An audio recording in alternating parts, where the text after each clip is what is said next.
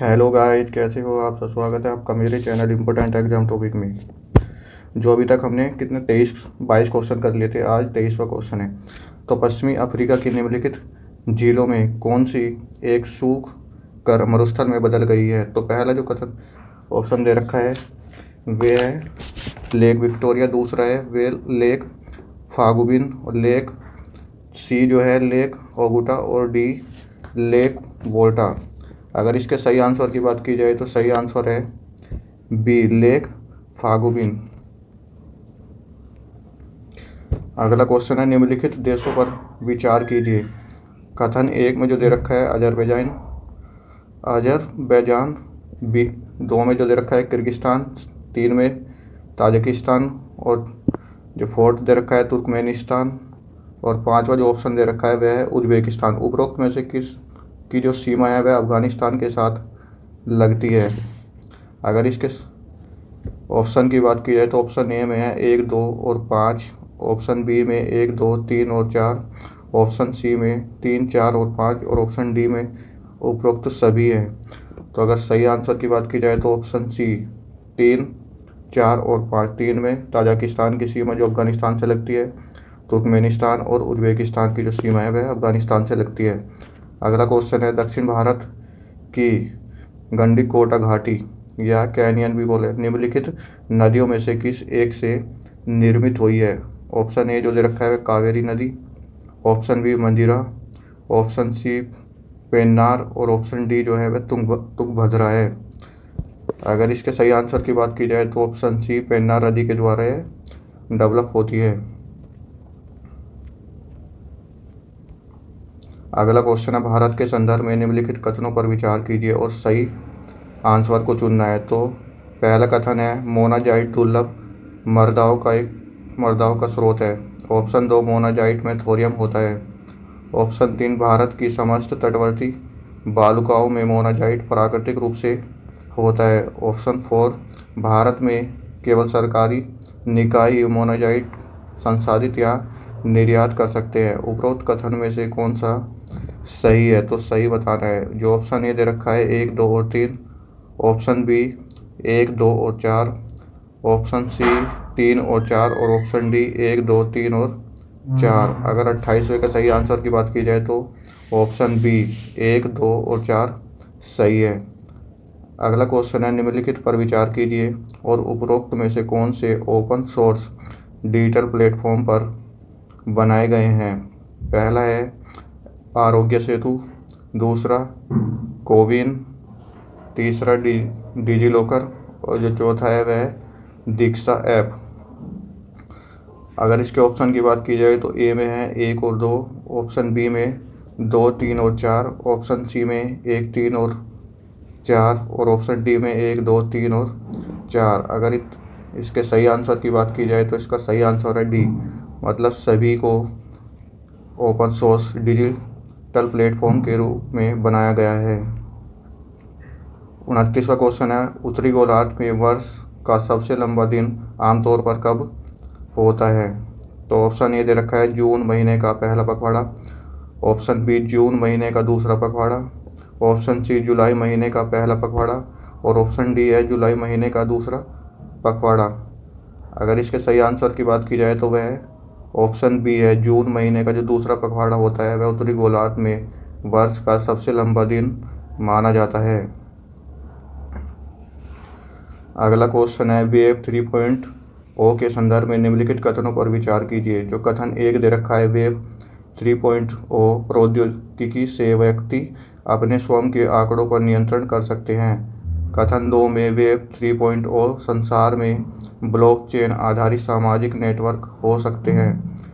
Option जो तीसरा दिया है वेब 3.0 किसी निगम के द्वारा परिचालित होने की बजाय प्रयोक्ताओं के द्वारा सामूहिक रूप से परिचालित किया जाता है। उपरोक्त कथन में से कौन से सही बताने हैं। तो इसके जो ऑप्शन ए में दे रखा है 1 और 2 सही है, ऑप्शन बी में केवल 2 और 3, ऑप्शन सी में केवल 1 और 3, और ऑप्शन डी में 1, 2 और 3 सही है। अगर इसके सही आंसर की बात की जाए तो ऑप्शन डी, मतलब तीनों ही सही है। अगला क्वेश्चन है निम्नलिखित युग्मों पर विचार कीजिए। आर्द्रभूमि झील दे रखे और साथ में उनके अवस्थान मतलब कहाँ पे वो स्थित है। जैसे ऑप्शन 1 में दे रखा है होकेरा आर्द्रभूमि, इसके सामने जो दे रखा है पंजाब। दूसरे में रेणुका आर्द्रभूमि, इसके सामने जो दे रखा है वह है हिमाचल प्रदेश। तीसरा है रुद्र सागर झील और इसके सामने जो दे रखा है त्रिपुरा। और चौथा सस्ता कोत्ता झील जो तमिलनाडु दे रखा है। उपरोक्त युग्मों में कितने सही सुमेलित है, तो सही सुमेलित बताना है। पहला ऑप्शन ए दे रखा है केवल 1 युग्म सही है। ऑप्शन बी केवल 2 युग्म सही है। ऑप्शन सी केवल 3 युग्म सही है और ऑप्शन डी सभी चारों युग्म सही है।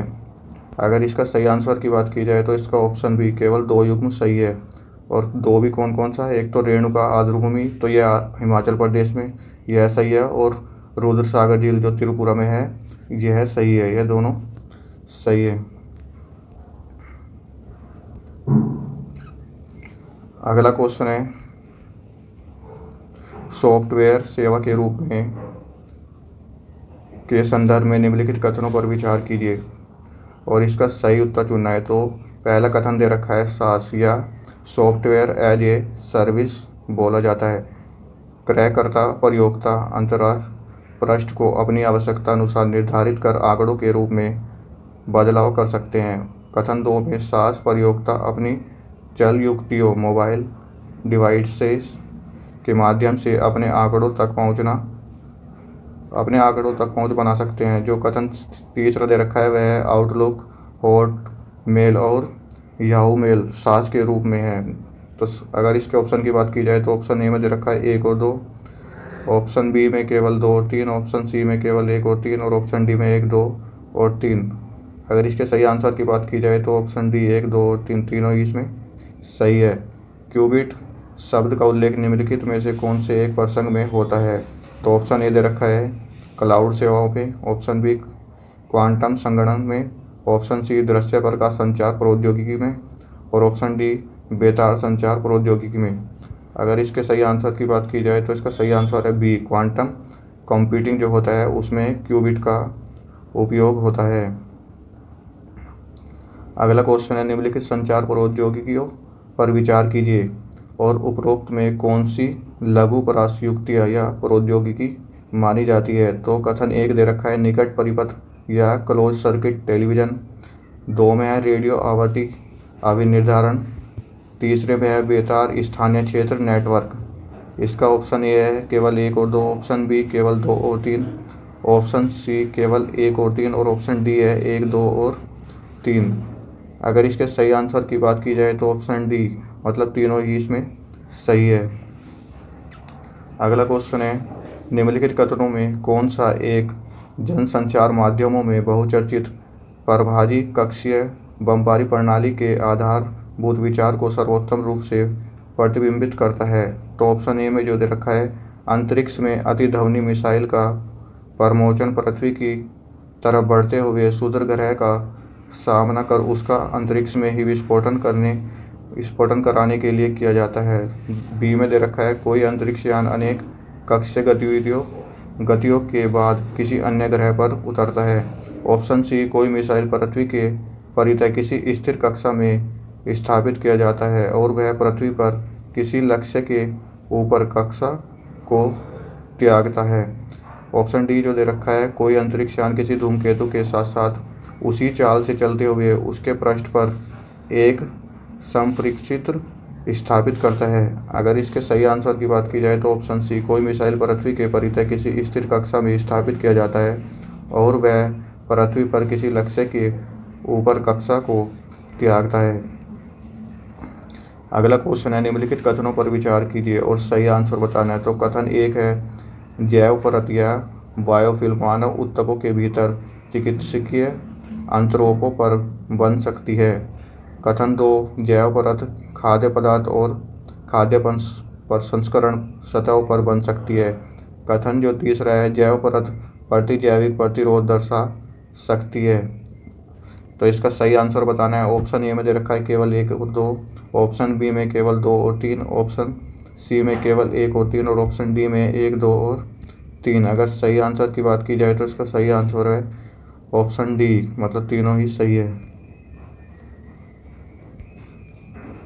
अगला क्वेश्चन है प्रतिजैविकों के संदर्भ में निम्नलिखित कथनों पर विचार कीजिए और सही आंसर बताना है। पहला कथन दे रखा है प्रतिजैविक जीवाणु और यीस्ट दोनों के बने होते हैं। कथन 2 प्रतिजैविकों में जीव खाए जाने वाले खाद्य में होते हैं किंतु वे नैसर्गिक रूप से हमारी आहार नाली में नहीं पाए जाते। कथन तीसरा है प्रतिजैविक दुग्ध शर्कराओं के पाचन में सहायक हैं।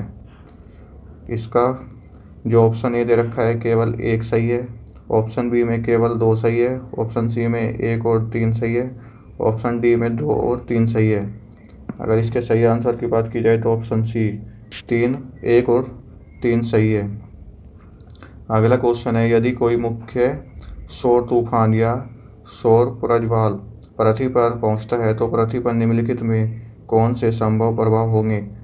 कथन 1 दे रखा है जीपीएस और दिक् संचालन प्रणाली या नेविगेशनल प्रणाली विफल हो सकती है। कथन 2 विषुवतीय क्षेत्रों में सुनामियाँ आ सकती है। ऑप्शन तीसरा दे रखा है बिजली ग्रिड क्षतिग्रस्त हो सकती है। ऑप्शन जो चौथा है पृथ्वी के अधिकांश हिस्सों पर तीव्र ध्रुवीय ज्योतियाँ घटित हो सकती है। पांचवा है ग्रह के अधिकांश हिस्सों पर दावाग्नियाँ घटित हो सकती है। छठा है उपग्रहों की कक्षा विक्षुब्ध हो सकती है। और सातवां है ध्रुवीय क्षेत्रों के ऊपर से उड़ते हुए वायुयान का लघु तरंग रेडियो संचार बाधित हो सकता है। नीचे दिए गए कूट का प्रयोग कर सही उत्तर चुनना है। तो ऑप्शन ए दिया गया है 1, 2, 4 और 5, ऑप्शन बी केवल 2, 3, 5, 6 और 7, ऑप्शन सी केवल 1, 3, 4, 6 और 7 और ऑप्शन डी 1, 2, 3, 4, 5, 6 और 7। अगर इसके सही आंसर की बात की जाए तो इसका सही आंसर है ऑप्शन सी 1, 3, 4, 6 और 7। अगला क्वेश्चन है कोविड-19 विश्व महामारी को रोकने के लिए बनाई जा रही वैक्सीन के प्रसंग में निम्नलिखित कथनों पर विचार कीजिए और इसका सही आंसर चुनना है। पहला कथन दे रखा है भारतीय सीरम संस्थान ने mRNA प्लेटफॉर्म का प्रयोग कर कोविशील्ड नामक कोविड-19 वैक्सीन निर्मित की। कथन जो दूसरा है स्पुतनिक 5 वैक्सीन रोगवाहक आधारित प्लेटफॉर्म का प्रयोग कर बनाई गई है। कथन तीसरा है कोवैक्सीन एक निष्कृत रोगजनक आधारित वैक्सीन है। सही आंसर बताना है। ऑप्शन ए दे रखा है केवल 1 और 2, ऑप्शन बी केवल 2 और 3, ऑप्शन सी केवल 1 और 3 और ऑप्शन डी 1, 2 और 3। अगर इसके सही आंसर की बात की जाए तो इसका सही आंसर है ऑप्शन बी केवल 2 और 3। पहला जो है वो गलत है।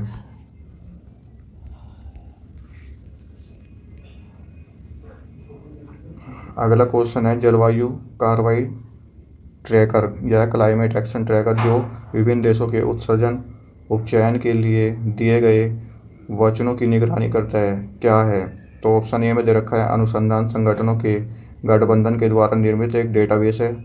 बी में दे रखा है जलवायु परिवर्तन के अंतर्राष्ट्रीय पैनल का स्कंध है। ऑप्शन सी जलवायु परिवर्तन पर संयुक्त राष्ट्र ढांचा अभिसमय के अधीन एक समिति है। और ऑप्शन डी में दे रखा है संयुक्त राष्ट्र पर्यावरण कार्यक्रम और विश्व बैंक के द्वारा संवर्धित और वित्तपोषित एक एजेंसी है। तो इसके अगर सही आंसर की बात की जाए तो सही आंसर है ऑप्शन ए अनुसंधान संगठनों के गठबंधन के द्वारा निर्मित एक डेटाबेस है। अगला क्वेश्चन है यदि वर्षावन और उष्णकटिबंधीय वन पृथ्वी के फेफड़े हैं तो भी निश्चित ही आर्द्रभूमियाँ इसके गुर्दों की तरह काम करती है। निम्नलिखित में से आर्द्रभूमियों का कौन सा एक कार्य उपरोक्त कथन को सर्वोत्तम रूप से प्रतिबिंबित करता है। ऑप्शन ए दे रखा है आर्द्रभूमियों के जल चक्र में सतही अववाह अवमर्दा अंतःस्रवण और वाष्पन शामिल होते हैं। ऑप्शन बी शैवाल से वह पोषक आधार बनाता है जिस पर मत्स्य पुरुष कवची मरूद कवची पक्षी सरीसृप और स्तनधारी फलते फूलते हैं। ऑप्शन सी है आर्द्रभूमियाँ अवसाद संतुलन और मृदा स्थिरीकरण बनाए रखने में महत्वपूर्ण भूमिका निभाती है। ऑप्शन डी है जलीय पादप भारी धातुओं और पोषकों के आधिक्य को अवशोषित कर लेते हैं। अगर 43 क्वेश्चन का सही आंसर की बात की जाए तो इसका सही आंसर है ऑप्शन डी जलीय पादप भारी धातुओं और पोषकों के आधिक्य को अवशोषित कर लेते हैं। Thank you for watching. अगर वीडियो अच्छा लगा इसको लाइक सब्सक्राइब कमेंट और शेयर करना।